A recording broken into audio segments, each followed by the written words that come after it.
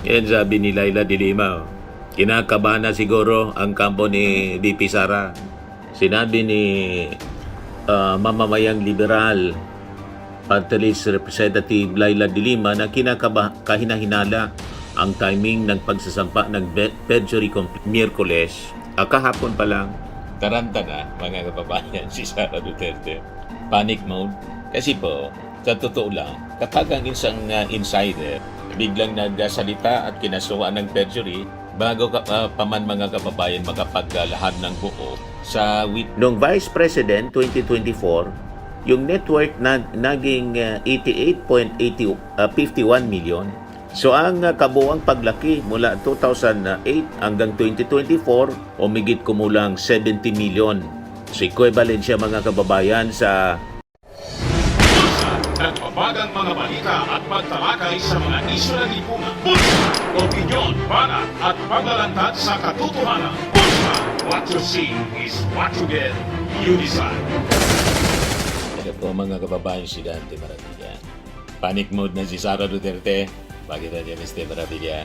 Yan sabi ni Laila de Lima. Kinakabahan na siguro ang kampo ni VP Sara. Sinabi ni mamamayang liberal Party List Representative Laila de Lima na kahinahinala ang timing ng pagsasampa ng perjury complaint laban kay Ramil Madriaga na sinasabing bagman ni Sara Duterte. Ayon kay de Lima, dati hindi ito pinapansin ngunit bigla umanong kinasuhan. Ang affidavit ni Madriaga ay ginamit sa impeachment complaints na diniklarang sufficient and form noong Miyerkules. Kahapon pa lang, taranta na mga kababayan si Sara Duterte. Panic mode. Kasi po, sa totoo lang, kapag ang isang insider biglang nagsalita at kinasuhan ng perjury, bago pa man mga kababayan makapaglahad ng buo sa witness stand, may isang natural siyempreng tanong. Depensa ba ito o panic response? Tama po. So ang biglaan mga kababayan na pagsampa ng perjury complaint laban kay Madriaga sa Taguig City RTC kahapon, hindi po ito masasabi nating isolated incident. Kapag nilagay natin ito sa mas malawak na konteksto, so makikita natin mga kababayan ang tatlong sabay-sabay na galaw. Legal pressure sa labas, political pressure sa loob ng Committee on Justice, at sa isang lumalaking tanong mga kababayan tungkol sa 378% net worth increase ng SALN ni Sara Duterte. So makikita natin mga kababayan ang strategy ng intimidation sa sequence mga kababayan ng pangyayari. May mga sensitibo kasing aligasyon si Madriaga. May pagdinig sa Kongreso kung saan pwedeng magsalita si Madriaga po. Then biglang may kasong perjury na sinampa si Sara. Pero siyempre sa batas, may karapatan ng sino man na magsampa ng reklamo kung naniniwala siyang may perjury talaga. Pero sa political crisis management mga kababayan, ang timing ang nagsasalita. Kapag ang isang testigo ay nilagyan agad ng kasong kriminal, bago pa siya makapagsalita, nagkakaroon ito ng chilling effect. At ang mensahe sa iba pang posibleng whistleblower, may kapalit ang pagsasalita. So malinaw po itong aggressive containment strategy na masasabi natin. Tinatarget po yung witness sa pamamagitan ng biglang pagkilos ng kampo ni Sara Duterte.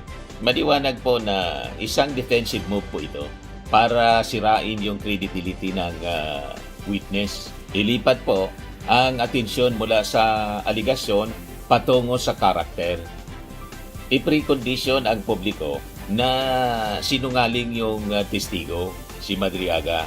So kapag ang narrative po ay perjury case, imbes na kung ano yung laman ng testimonya, malinaw po ang diversion. Tama po?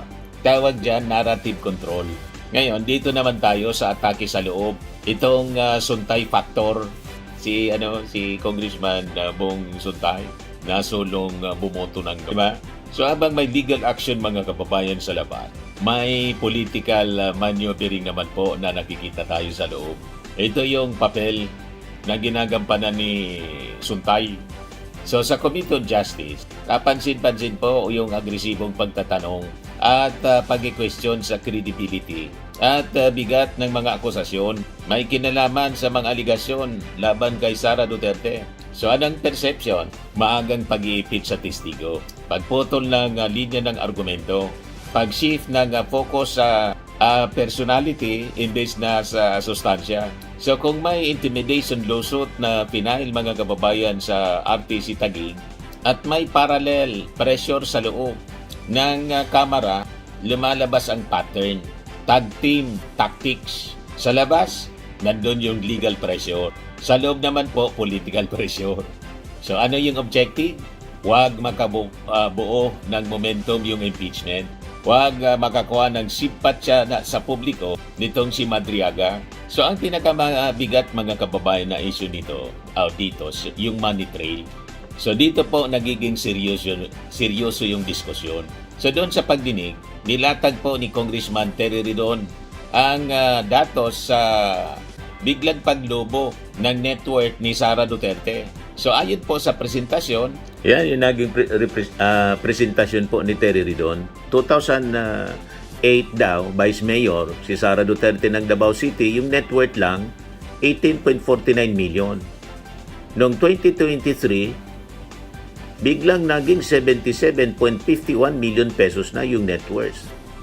Noong Vice President 2024, yung net worth naging 88.51 million. So ang kabuuang paglaki mula 2008 hanggang 2024, umigit kumulang 70 million.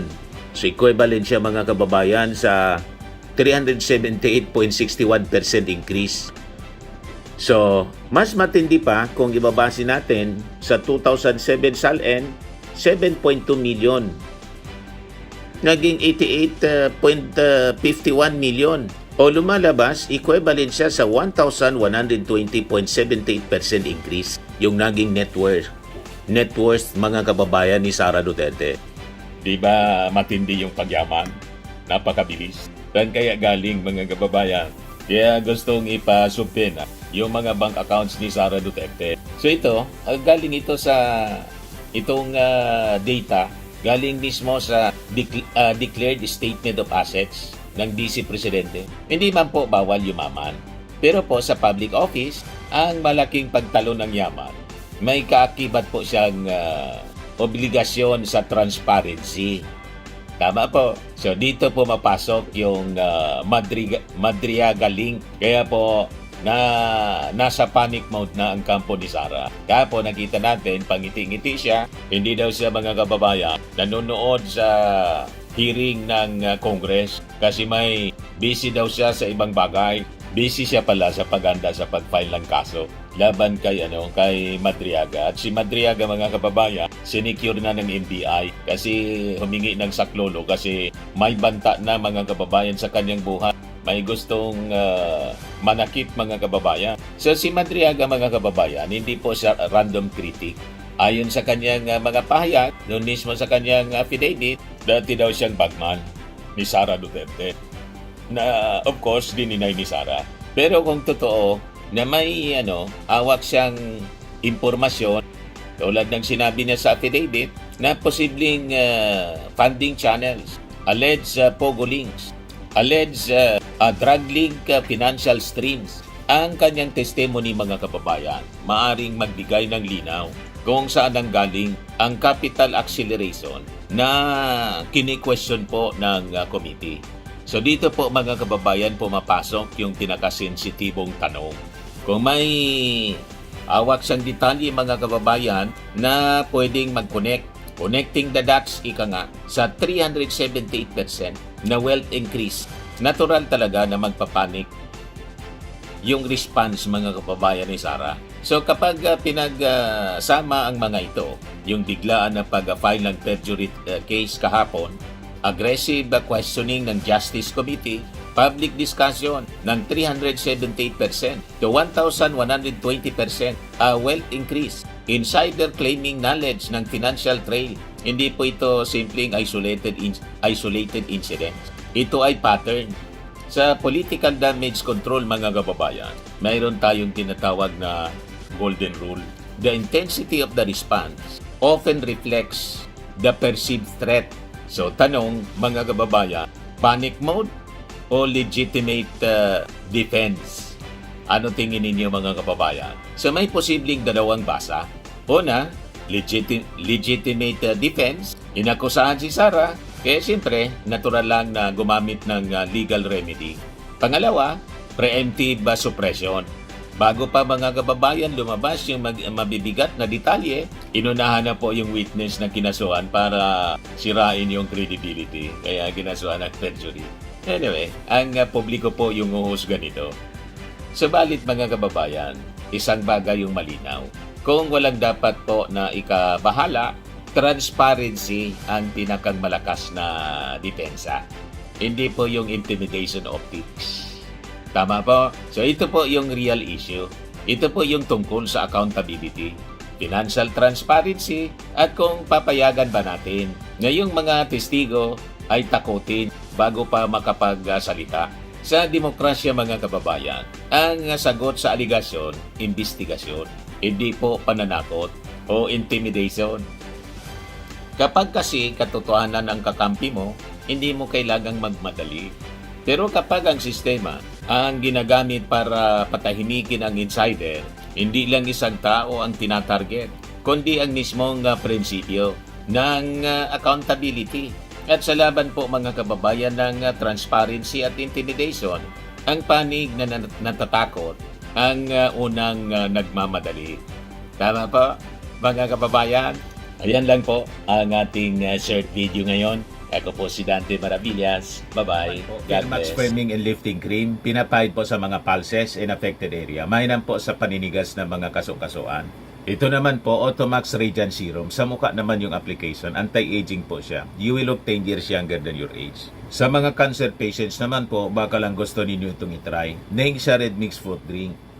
Hindi mo po siya gamot, food supplement siya. Kaya lang, gawa siya mga kababayan sa goji berry. Yung goji berry, may anti-cancer properties. O ngayon, yung mga inquiries ninyo, dumiritso na lang kayo sa aming messenger sa Facebook para masagot namin agad. Ayos pa? Ayos na ayos niya, Mr. Maravilla. Sa mga naghanap po ng malinis and spacious fitness gym, pumunta lang po kayo sa aming Colossal Fitness Gym. May Grab car rental din po kami. But anyway, ito po pala yung aming bagong product na binibenta online. I am worldwide amazing pure organic barley powdered drink mix from Australia. Negosyo to ng aking anak na architect entrepreneur Riz Maravillas. Ayan po. Kontakin na lang po ninyo siya, Riz Maravillas on Facebook. Ang mga health benefits niya, boost immunity, improves digestion, enhance energy levels, packed with antioxidants, prevent cancer. Ito naman po yung bago naming product na binibenta online. Eye Glow Serum, whitening po siya. Tingnan ninyo yung epekto sa aking anak na architect before and now. Yung mga inquiries po ninyo, dumiretso na lang kayo sa kanyang Facebook account, Riz Maravillas.